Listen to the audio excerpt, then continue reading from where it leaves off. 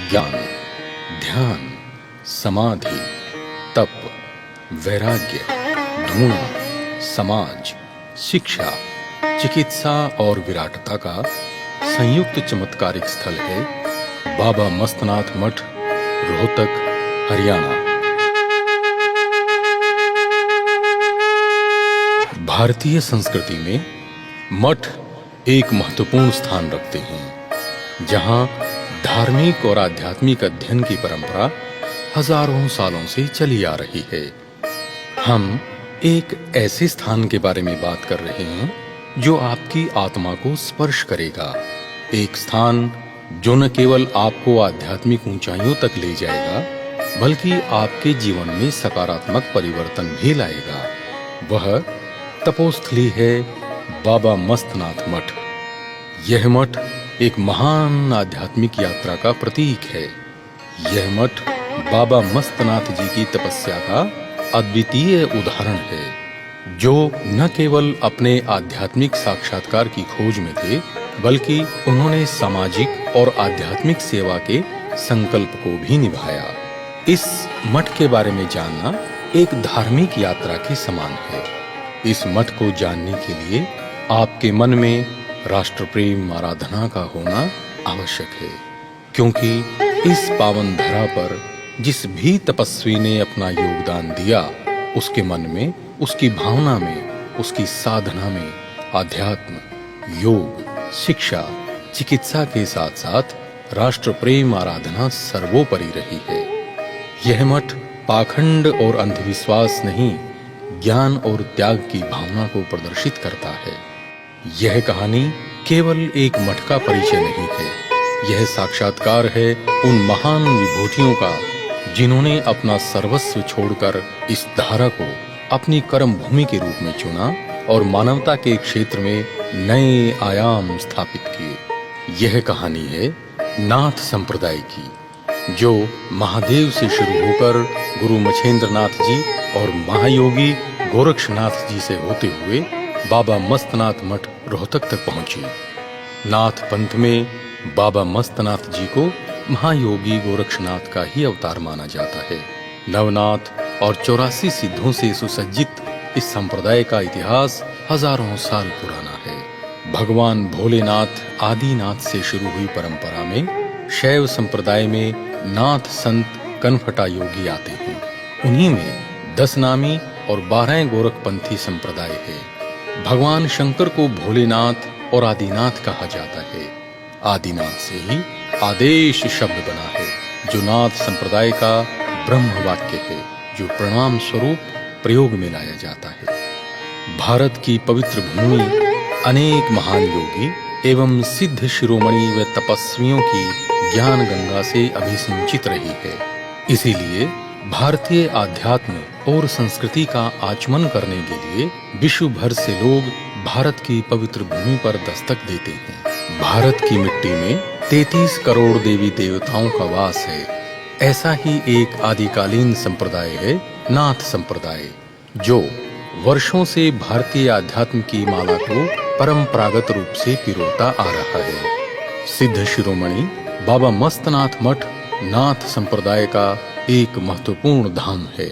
नवनाथ और 84 सिद्धों से सुसज्जित इस संप्रदाय के आदि संस्थापक मछेंद्रनाथ जी एवं महायोगी गोरक्षनाथ जी को माना जाता है। योगी सिद्ध संप्रदाय के नाम से भी प्रसिद्ध इस संप्रदाय में कालांतर में ऐसे कई महायोगी हुए हैं। इन्हीं में से एक नाम है महायोगी चौरंगी नाथ जी। वे पाकिस्तान स्थित सियालकोट के राजा शालीवान के पुत्र थे। ये ही वो तपस्वी थे जिन्हें भगत पूर्णमल के नाम से प्रसिद्धि प्राप्त हुई। महायोगी चौरंगी नाथ जी ने 8वीं शताब्दी में इस मठ की स्थापना की। कालक्रम में यह मठ जीर्ण शीर्ण हो गया था, जिसका जीर्णोद्धार 18वीं शताब्दी में सिद्ध शिरोमणि बाबा मस्तनाथ जी ने किया। सिद्ध शिरोमणि बाबा मस्तनाथ जी ने अपने तपोबल से संपूर्ण समाज में भक्ति के प्रति अटूट विश्वास जागृत किया। उन्होंने अपने तपोबल से असंभव कार्यों को भी संभव बनाया। उन्होंने पेहवा में सरस्वती नदी के किनारे दर्शनीय साधुओं को अपना विराट रूप दिखाकर गोरख स्वरूप के दर्शन करवाए।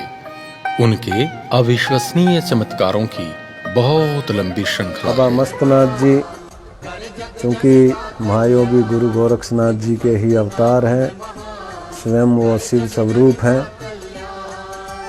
महायोगी चौरंगी नाथ जी से लेकर के और आज तक ये मठ की परंपरा, अनवरत जो है हठ योग की परंपरा, सिद्धों की परंपरा आज तक अक्षुणन अनवरत चली आ रही है। और आप देख रहे हैं कि तप के माध्यम से, अपने कर्म के माध्यम से, अपनी सेवा के माध्यम से इस परंपरा के योगी, इस परंपरा के साधु संत जन जन की सेवा में, जन जन के कल्याण में जो है वो लगे हुए। इस मठ के गौरवशाली इतिहास से अनेक चमत्कारिक और सुशिक्षित महंत हुए। ऐसे ही एक युवा संत हुए पूज्य महंत श्री श्रेयोनाथ योगी, जिन्होंने मठ को एक नई दिशा दी।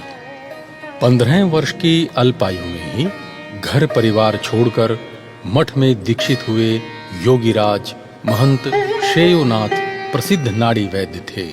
मठ के ध्येय वाक्य विधेयम जन सेवनम के सेवा भाव को चरितार्थ करते हुए वे मरीजों की निशुल्क सेवा करते थे। जनता के आग्रह पर वे किलोई विधानसभा से 2 बार विधायक बने और हरियाणा सरकार में स्वास्थ्य मंत्री रहे। रोहतक का पीजीआई भी उन्हीं के सपनों का साकार स्वरूप है। वे जन सेवा में इतना तल्लीन रहते थे कि मठ से ही पूरे हरियाणा के स्वास्थ्य कार्य को संचालित करते रहे। हरियाणा सरकार में स्वास्थ्य मंत्री के पद पर रहते हुए भी उन्होंने वेतन के रूप में मात्र 1 रुपया ही लिया।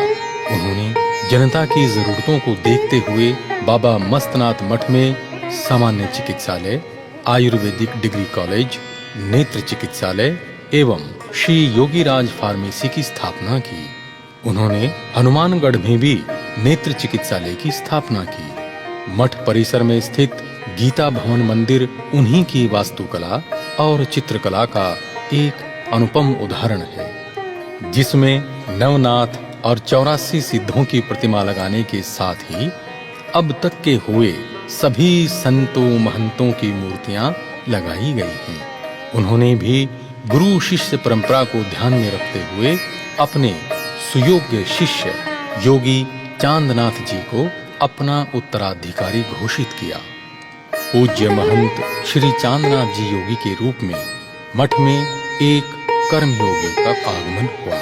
राष्ट्र प्रेम आराधना के भाव से भरे महंत श्री चांदनाथ जी योगी ने अपने गुरु के सपनों को पूरा करने के लिए रात दिन एक कर दिया। उन्होंने मठ को उसके मूल स्वरूप के साथ ही भव्यता और दिव्यता प्रदान की। उन्होंने अपने गुरु के कार्यों को आगे बढ़ाते हुए बाबा मस्तनाथ विश्वविद्यालय की स्थापना की। उन्होंने आध्यात्मिक मठ को शिक्षा, स्वास्थ्य, योग के एक बड़े संस्थान के रूप में विकसित किया।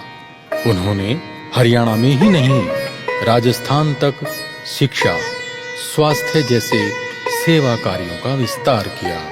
पूज्य महाराज जी की सेवा श्रुता से ओतप्रोत आम जनमानस के माध्यम से वे बहरोड राजस्थान से विधायक बने और वहां के विकास के लिए रात दिन एक किया। तत्कालीन सरकार ने 2007 में उन्हें राजस्थान गौरव अवार्ड से नवाजा। वर्ष 2014 में वे अलवर से सांसद बने। एक असाध्य रोग के चलते वे बहुत थोड़े समय तक सांसद रहे, लेकिन संसद में जो भी उनके संपर्क में आया वह उन्हें भूल नहीं सका। परम श्रद्धेय श्री चांदनाथ जी योगी जी, सितंबर 2017 तक उनकी पावन कृपा हम सब पर रही। मैं तो बड़ा गौरवान्वित महसूस करता हूँ। जहाँ भी कोई राजनीतिक कार्य, सामाजिक कार्यों में मैं जाता हूँ, अनेकों मंचों पर ऐसा हुआ कि मेरे नाम की जगह गुरु महाराज जी का नाम उनके मुख से निकलता है और लोगों की तालियों की गड़गड़ाहट उस समय सुनने को मिलती है, उनके नाम के जयकारे को सुनने को मिलता है कि इस प्रकार की छाप, इस प्रकार का लोगों के मन के अंदर उन्होंने स्थान बनाया है, दिल के अंदर स्थान बनाया है, ये हर एक व्यक्ति नहीं बना पाता, एक महान विभूति ही बना पाती है। पूज्य महंत श्री चांदनाथ जी योगी ने अपने जीवन काल में मठ के सेवा कार्यों को दिव्यता से युक्त विराटता को प्रदान किया। वे मठ को विश्वविद्यालय तक ले गए। 8वीं शताब्दी में स्थापित हुए इस मठ को लगभग 350 वर्ष पूर्व के वृहद स्वरूप में स्थापित किया जा रहा है। यह निर्माण कार्य आसान नहीं था। लाखों श्रद्धालुओं की श्रद्धा के केंद्र इस मठ की हर समाधि के साथ श्रद्धालुओं की भावनाएं जुड़ी हुई हैं। पूज्य महंत श्री चांदनाथ जी योगी ने देश भर के प्रसिद्ध तीर्थ स्थलों का भ्रमण किया। अनेकों नक्शों का उन्होंने निरीक्षण किया। अथक मेहनत के बाद वह अपने गुरु की सोच के अनुरूप इस मंदिर को विस्तार देने के कार्य में आगे बढ़े। इसका शिलान्यास पूज्य योगी आदित्यनाथ जी और योग ऋषि स्वामी रामदेव जी महाराज के कर कमलों द्वारा संपन्न हुआ। मंदिर का निर्माण कार्य महाराज जी की देखरेख में जोर शोर से चलता रहा। इस महायोजना के मूल में बाबा मस्तनाथ जी की समाधि का मूल कार्य पूर्ण हो चुका है।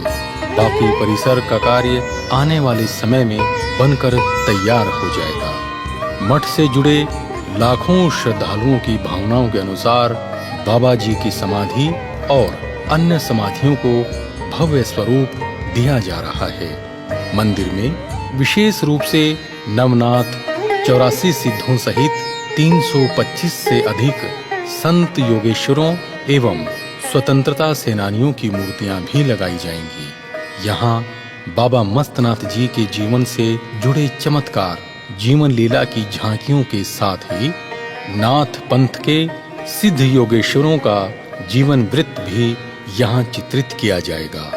जल्द ही यह निर्माण कार्य संपन्न होगा और यहाँ के अलौकिक विराट स्वरूप का दर्शन कर सभी लाभ प्राप्त कर सकेंगे। बाबा मस्तनाथ मठ आज देश भर में धर्म के साथ ही शिक्षा, अध्यात्म, चिकित्सा, समाज सेवा के क्षेत्र में भी वृहद कार्य कर रहा है।